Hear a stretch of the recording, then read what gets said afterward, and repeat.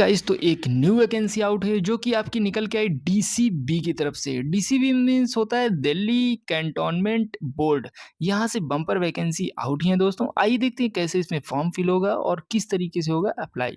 सबसे पहले बात करते हैं एडवर्टाइजमेंट नंबर जो रहने वाला है वो ये है 1/2026। मोड जो रहेगा ऑनलाइन अप्लाई की आपको करना है, ऑनलाइन ही अप्लाई कर पाएंगे।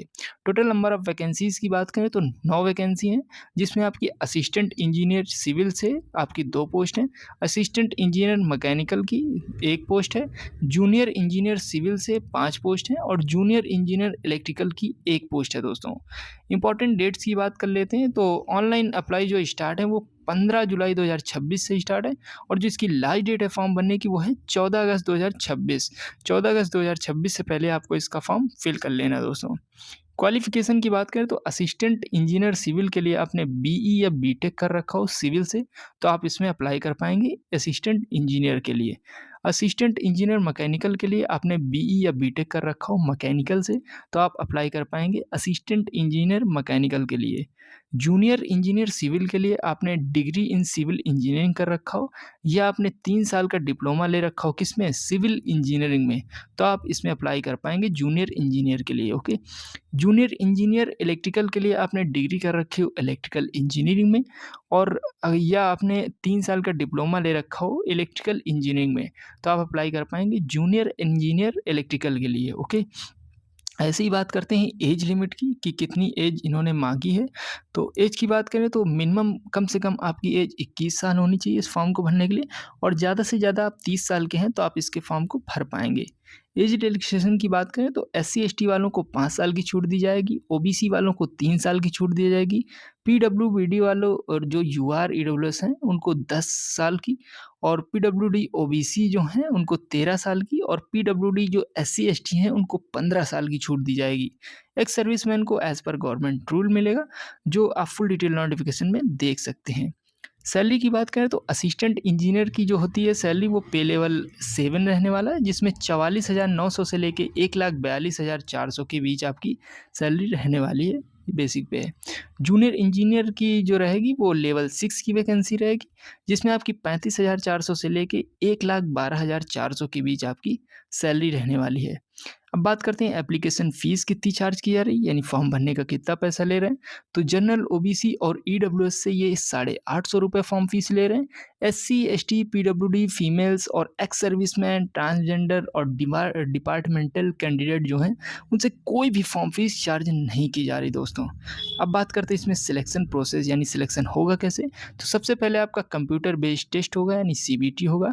इसमें कोई भी आपका इंटरव्यू नहीं होने वाला और इसमें कोई भी आपका स्किल टेस्ट नहीं होने वाला। डायरेक्ट इसमें आपका सिलेक्शन CBT के आधार पे होने वाला है। अब बात करते हैं CBT एग्ज़ाम पैटर्न क्या है।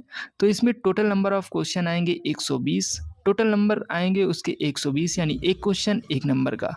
समय आपको इसमें मिलेगा 120 मिनट यानी कि 120 मिनट आपको मिलने वाले दोस्तों। नेगेटिव मार्किंग की बात करें तो 0.33 1/3 की आपकी नेगेटिव मार्किंग रहने वाली है। सब्जेक्ट वाइज क्वेश्चंस की बात कर लेते हैं यानी किस सब्जेक्ट से कितने क्वेश्चंस आएंगे। तो सबसे पहले आपका सेक्शन ए है जिसमें 40 क्वेश्चन है। अब ये 40 क्वेश्चन है किससे, तो ये है रीजनिंग से हैं और जनरल अवेयरनेस से और न्यूमेरिकल एबिलिटी और इंग्लिश। ओके, इनसे आपके 40 क्वेश्चन आएंगे, ये सेक्शन ए है।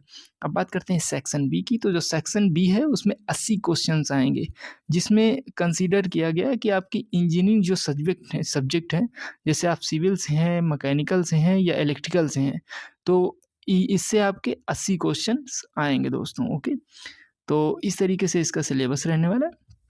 अब डॉक्यूमेंट्स की बात कर लेते हैं कि आपके पास डॉक्यूमेंट्स क्या क्या होने चाहिए। तो आपके पास 10th का सर्टिफिकेट होना चाहिए, डिग्री डिप्लोमा मार्कशीट होनी चाहिए दोस्तों, DOB प्रूफ आपके पास होना चाहिए, कास्ट सर्टिफिकेट अगर आप लगा रहे हैं और लग रहा है तो आप लगाइए, आपके पास होना चाहिए। OBC NCL सर्टिफिकेट आपके पास होना चाहिए अगर आप OBC से भर रहे हैं। EWS सर्टिफिकेट होना चाहिए अगर आप EWS का रिलैक्सेशन ले रहे हैं। PWD सर्टिफिकेट होना चाहिए अगर आप PWD से फॉर्म भर रहे हैं दोस्तों। आधार कार्ड होना चाहिए, पैन कार्ड होना चाहिए, वोटर ID होना चाहिए, पासपोर्ट इससे कोई भी एक चीज़ होनी चाहिए दोस्तों, चाहे Aadhaar card, PAN card, voter ID या पासबुक। इसके बाद आपकी एनओसी, आप डिपार्टमेंटल कैंडिडेट हैं तो आपके पास एनओसी होना चाहिए दोस्तों, यानी आप उसी में काम करते हैं तो आपके पास एनओसी होना चाहिए इस फॉर्म को भरने के लिए। एक्स सर्विसमैन डॉक्यूमेंट्स आपके पास होना चाहिए अगर आप एक्स सर्विसमैन से भर रहे हैं, और रीसेंट की मतलब अभी खींची हुई आपके पास फ़ोटो और सिग्नेचर आपके पास होना चाहिए दोस्तों। अब कुछ इंपॉर्टेंट चीज़ें हैं वो समझ लेते हैं। आवेदन केवल ऑनलाइन होगा, एक पोस्ट के लिए केवल एक ही आवेदन मान्य होगा। एडमिट कार्ड ऑनलाइन जारी होगा। मेडिकल फिटनेस और डॉक्यूमेंट वेरिफिकेशन अनिवार्य होगा यानी कराना होगा। और परीक्षा जो होगी हिंदी, इंग्लिश इन दोनों जो हैं इनसे होगी दोस्तों। केवल मेरिट सीबीटी अंकों के आधार पे बनेगी। परीक्षा केंद्र दिल्ली एनसीआर सहित अन्य शहर में भी हो सकते हैं दोस्तों। गलत जानकारी या फर्जी दस्तावेज देने पर आपका जो एप्लीकेशन है वो रिजेक्ट हो जाएगी।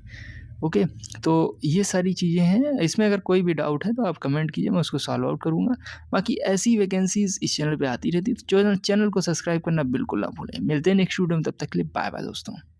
हे गाइस, अगर आपको बैंक, एसएससी, रेलवे या कोई भी सरकारी स्कीम का फॉर्म भरवाना है वो भी बिना कैफे जाए, तो कॉल कीजिए इस नंबर पर और घर बैठे अपना फॉर्म भरवाइए। हम देते हैं कैफे की सारी सर्विसेज, वो भी बहुत कम प्राइस पर। चाहे वो रिज्यूम बनवाना या पैन कार्ड, सब कुछ होगा अब घर बैठे। अभी मैसेज करें इस नंबर पर और जुड़े हमारी फैमिली से। नंबर है 9721404233। अभी मैसेज करें, व्हाट्सअप कर सकते हैं 24 आवर कभी भी। ओके, तो मिलते हैं नेक्स्ट वीडियो में, तब तक के लिए बाय बाय दोस्तों।